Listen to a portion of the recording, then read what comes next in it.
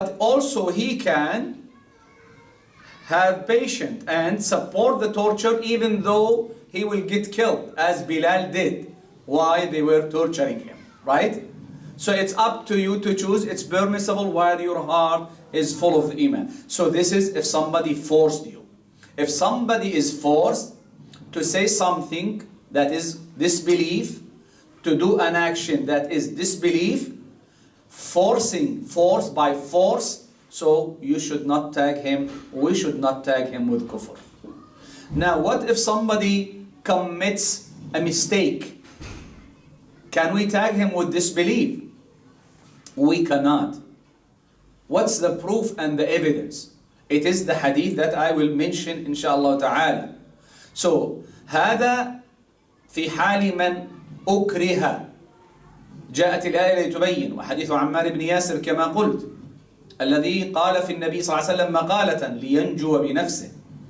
لكن ماذا لو أخطأ إنسان أو أغلق عليه فكره لشدة فرح أو حزن فتلفظ بالكفر وذلك لعدم إرادته الحقيقية، هو من الإغلاق الذي حصل خرج منه، هذا لا يكفر. والدليل على ذلك ما أخرجه مسلم رحمه الله في صحيحه من حديث أنس بن مالك قال رسول الله صلى الله عليه وسلم لله أشد فرحا بتوبة عبده حين يتوب إليه من أحدكم كان على راحلته بأرض فلات فانفلتت منه وعليها طعامه وشرابه فأيس منها فأتى شجرة فاضطجع في ظلها قد أيس من راحلته فبينا هو كذلك إذا هو بها قائمة عنده فأخذ بخطامها ثم قال من شدة الفرح، اسمع الشاهد الآن، ثم قال من شدة الفرح اللهم أنت عبدي وأنا ربك. يقول النبي صلى الله عليه وسلم قال هذا الرجل من شدة الفرح اللهم أنت عبدي وأنا ربك، أخطأ من شدة الفرح. So here about the mistake, if somebody said something based on extreme rejoice or happiness that his mind become like a closed, he does not know what he is saying, what is coming out from his mouth, or based on sadness, so in this case he will not be tagged with disbelief. What is the proof? The proof what Imam Muslim narrated in his Sahih from the hadith of Anas, may Allah Azza wa Jal be pleased with him, where the Prophet ﷺ said, Allah is more pleased with the repentance of a servant as he turns towards him for repentance than this, that one amongst you is upon his camel in a waterless desert, and there is upon that camel his provision of food and drink also, and it is lost by him, and he, having lost all hope to get it back, lies down in the shadow and is disappointed about his camel, and there he finds that camel standing before him. He takes hold of his nose string and then out of boundless joy says, O Allah, you are my slave and I am your Rabb, Lord. You pay attention to the statement? Out of boundless of joy, he said, O Allah, you are my slave and I am your Lord. So the Prophet ﷺ said he commits this mistake out of extreme delight and joy. So is this a statement? Allah, if somebody say to Allah Azza wa Jal, you are my servant, I am my Lord, is it a kufr statement or it's not a disbelief statement? Without a doubt, it is considered a disbelief statement.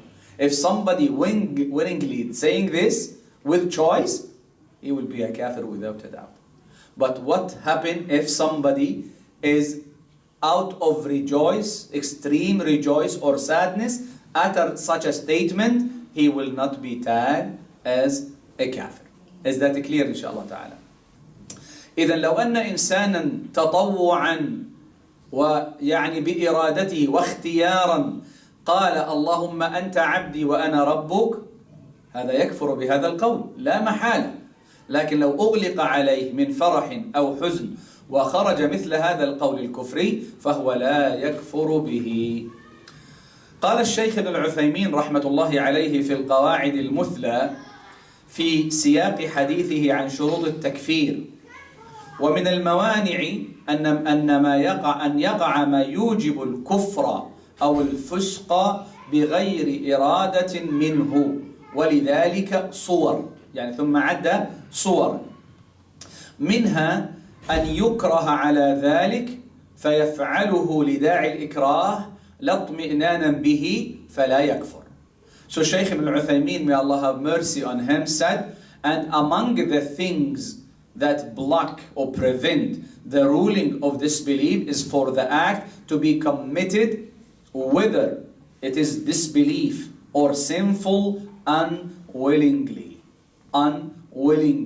And that is due to these examples.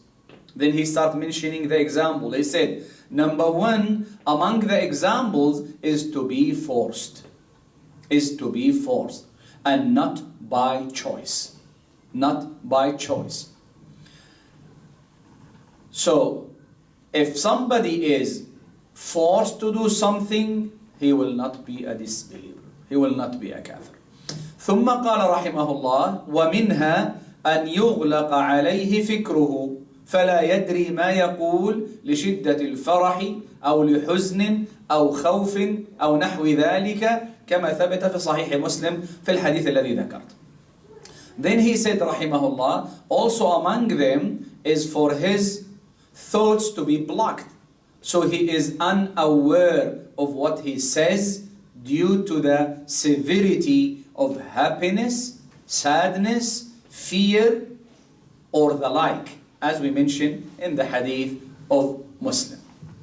الشرط الثالث, the third condition, الشرط الثالث, وهو قيام الحجة على الشخص المعين قبل تكفيره. يقول ابن حزم في المحلى رحمه الله: ولا خلاف أن امرأ لو أسلم ولم يعلم شرائع الإسلام اعتقد أن الخمر حلال وأن ليس على الإنسان صلاة وهو لم يبلغه حكم الله تعالى لم يكن كافرا بلا خلاف يعتد به حتى إذا قامت عليه الحجة فتمادى، يعني تمادى في اعتقاده أنها حلال الخمر بعد إقامة الحجة، حينئذ بإجماع فهو كافر. So the third condition, which is establishing evidences against the individual before tagging him with disbelief. And this is something very, very important. Because a lot of the Takfeerys groups of nowadays, whenever they see somebody doing any action of kufr, disbelief, they just tag him with disbelief. Whether he is forced, whether he is ignorant, whether he is, out of rejoice, severe rejoice, happiness, they do not distinguish, they do not know these conditions. So the third condition again, which is establishing evidences against the individual before tagging him with disbelief. Ibn Hazm, may Allah have mercy on him, said there is no disagreement that if someone entered Islam and did not know the laws of Islam and consequently he believed that wine are permissible. He's a new Muslim. He believes that wine is permissible and that a person does not have to pray because he did not learn that. He just took the Shahada and he does not know more information about Islam. So he used to think that khamr, wine, is okay and there is no salah in Islam. If Allah's ruling, listen what Ibn Hazm said, if Allah's ruling did not reach that person, if he does not know about this ruling of these matters, then he is not a disbeliever without any considerable disagreement until evidence is established against him and he persists that it is permissible, means the wine, at that point. Is that clear? So likewise, if somebody raised in a Bedouin, in a desert, a village, small town, where there is no masajid there is no scholars there, he just took the shahada and keep doing something, thinks that it's okay to do it, you cannot tag him with disbelief. إذن ينبغي أن نميز، وهذا ما لا يفعله التكفيريون. التكفيريون لا يقيمون الحجة ولا يشترطونها في الغالب الأعم. كلما رأوا شخصا معينا متلبس بكفر كفروا، سواء كان جاهلا مخطئا متأولا، لا ينظرون إلى هذه الأمور. وقال أيضا رحمه الله ابن حزم في الفصل في الملل والأهواء والنحل، قال الله عز وجل: لأنذركم به ومن بلغ. وقال الله تعالى: وما كنا معذبين حتى نبعث رسولا. ثم قال: فنص أي الله عز وجل على أن النذارة لا تلزم إلا من بلغته لا من لم تبلغه. يعني الوعيد يلزم من بلغته الأدلة، بلغته الحجة، وأنه تعالى لا يعذب أحدا حتى يأتيه رسول من عند الله عز وجل. فصح أن من لم يبلغه الإسلام أصلا فأنه لا يعذب، وكذلك من لم يبلغه الباب من واجبات الدين فإنه معذور لا ملامة عليه. طبعا سيأتي بعد قليل أن هؤلاء يختبرون الذين لم يسمعون برسالة الإسلام. He also said, Ibn Hazm, Allah the Exalted said that I may warn you thereby and whomever it reaches.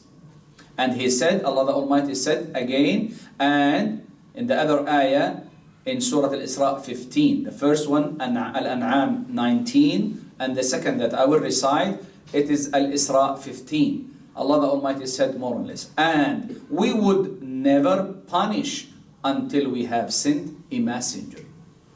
Then he said, after mentioning these two verses, he stated at Allah the Almighty that warning is for those who the evidence reached, not those it did not reach. And He the Exalted will not punish anyone until a messenger comes from Allah the Exalted. So it is true that those who did not hear or Islam did not reach them originally, then they will not be punished. We will see later on that they will be tested in the day of judgment. Then he said, as well as those who the chapter of obligation of the religion did not reach them, then they are excused without any blame. Without any blame. طيب نكمل إن شاء الله تعالى. قال الشيخ الفوزان رحمة الله حفظه الله تعالى في رسالة التكفير بين الإفراط والتفريط، قال: أعذار تمنع التكفير: الجهل بأن يكون الإنسان جاهلا أن هذا الأمر لعله يرتكب ناقضا من نواقض الإسلام لكنه لا يعرف، فيقول بأن يكون الإنسان جاهلا هذا مانع من التكفير، لا يعلم أن هذا ناقض من نواقض الإسلام، فيبين له ذلك ويوضح له. Shaykh Al-Fawzan said excuses that block, that prevent takfir, deeming one as disbeliever. He said ignorance. Ignorance. Al-Jahl. Ignorance. The person is ignorant that this matter is, for example, he may commit a nullifier, something that breaks the Islam completely and destroy it. Nullifier of Islam. But this person does not know that this nullifies his deen.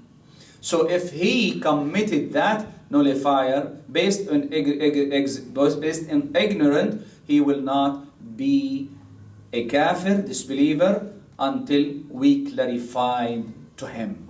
Until we clarify to him. وسئل الشيخ حفظه الله من فعل الشرك مثل أن يدعو غير الله بالشفاء مع أنه يقول لا إله إلا الله ويصوم ويحج، فقال إذا كان ليس له عذر فهو مشرك، أما إذا كان جاهلا أو مقلدا أو عنده تأويل ظنه صحيحا فهذا يبين له، فإن أصر فإنه يحكم عليه بالشرك لأنه زال عذره. Then he was asked, whoever commits shirk, such as call upon another than Allah for healing, even though the person testifies that there is no ilah worthy of worship except for Allah, and he fasts and performs the pilgrimage, al-Hajj. So he responded, if he does not have an excuse, then he is a mushrik, without a doubt, a polytheist. However, if he was ignorant, a follower, like imitating somebody else, or had misinterpretation that he thought was accurate, then he has to be clarified. We have to explain to him. If he insists, then he is tagged with shirk without a doubt. طيب، السؤال الذي يطرح نفسه الآن، هل يشترط فهم الحجة أو لا يشترط؟ يعني إذا أردنا أن نقيم البينة على شخص معين، فهل يشترط فهم الحجة أو لا يشترط؟ If somebody says, is it a